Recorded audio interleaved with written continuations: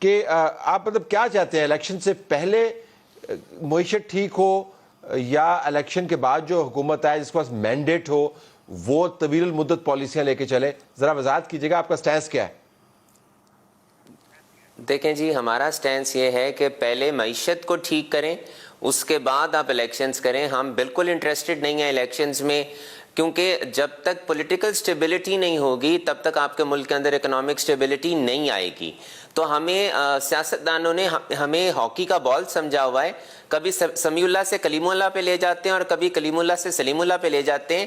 جو پچھلی گورنمنٹ ہوتی ہے جب وہ اپوزیشن میں آتی ہے تو وہ پچھلوں کو غلط کہنا شروع کر دیتی ہے، تو they have to decide it کہ انہوں نے ہمیں کہاں لے کر جانا ہے۔ دیکھیں اب ہمیں 75 سال ہو گئے ہیں، ہم اب انہی کے رحم و کرم پر ہیں۔ Now they have to decide کہ یہ آئیں یہ جائیں، ان کے آنے یا جانے سے ہماری معیشت کو فرق نہیں پڑنا چاہیے، ہماری معیشت چلتی رہنی چاہیے، کیونکہ یہ اپنا تمام جو مدعا ہوتا ہے وہ پچھلی گورنمنٹ پہ ڈال دیتے ہیں کہ پچھلی گورنمنٹ نے یہ کیا اور اس وجہ سے اس ملک کے یہ حالات ہو گئے ہیں۔ تو ہم آج تک تو ہم یہی نہیں سمجھ پائے کہ یہ مدعا ہم نے پچھلی کس گورنمنٹ کے اوپر ڈالنا ہے، اور جو بھی اگلی گورنمنٹ آتی ہے کیا وہ پچھلی گورنمنٹ سے پوچھتی ہے کہ آپ نے کیا کیا ہے؟ اکاؤنٹیبلٹی ہے یہاں پر۔ سب سے پہلے تو پچھلی گورنمنٹ کو اکاؤنٹیبل ہونا چاہیے کہ وہ کر کے کیا گئے ہیں، اور اگر یہ نہیں کریں گے تو جی ہم نے لاسٹ ٹائم بھی راولپنڈی چیمبرز آف کامرس نے کنونشن بلایا تھا، وہاں پر 55 چیمبرز بیٹھے تھے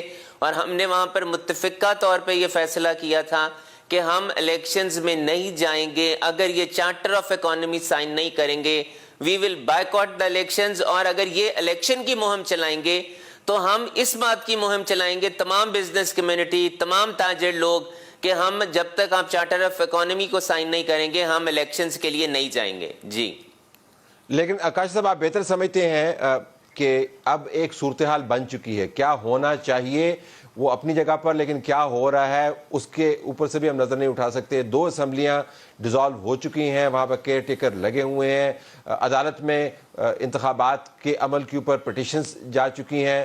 اگر معیشت کو ٹھیک کرنا ہو تو ظاہر ہے اس میں وہ 4 مہینے میں تو ہوگی نہیں، اس کے اندر سال بھی لگ سکتے ہیں، 2 سال بھی لگ سکتے ہیں، لیکن الیکشن کی جو ڈیٹ ہے اگر موجودہ حکومت کی بات بھی مان لی جائے تو وہ بھی 6 مہینے کے اندر انتخابات کروانے ہیں۔ تو الیکشن سے آپ منہ نہیں موڑ سکتے، وہ تو ہونے ہی ہونے ہیں۔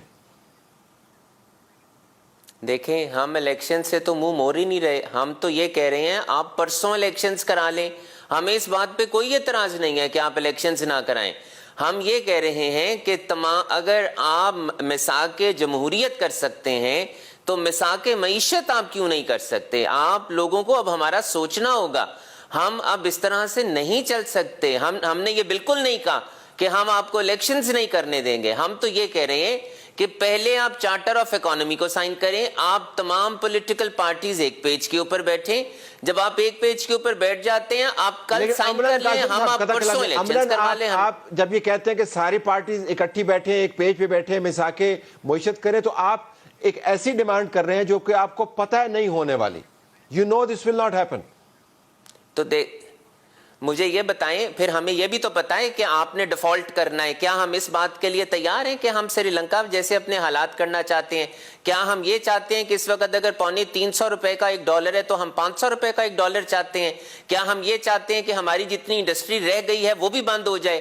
کیا ہم یہ چاہتے ہیں کہ IMF نے جتنی سبسڈیز آپ کی بجلی کے اوپر، گیس کے اوپر ختم کرنی ہے، پھر آپ کی جو ایک نعرہ لگتا ہے کہ غریب نہیں رہے گا، تو آپ کیا چاہتے ہیں کہ غریب بالکل ہی نہ رہے اس پاکستان کے اندر؟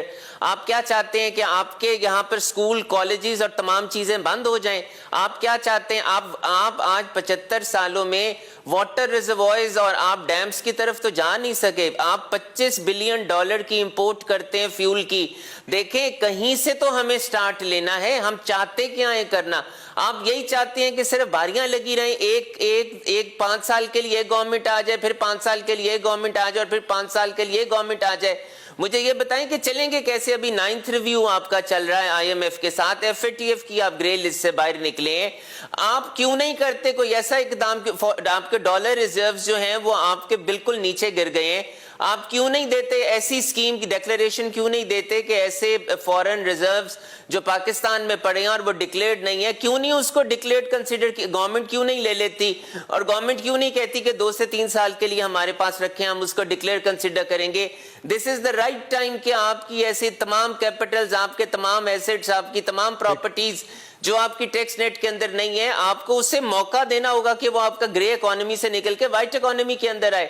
You have to now think, we have no time for it. اور دیکھیں اس وقت ہمیں شارٹ ٹرم میں چاہیے, ہمیں کوئی میڈیم ٹرم اور اس میں نہیں چاہیے پالیسی میں.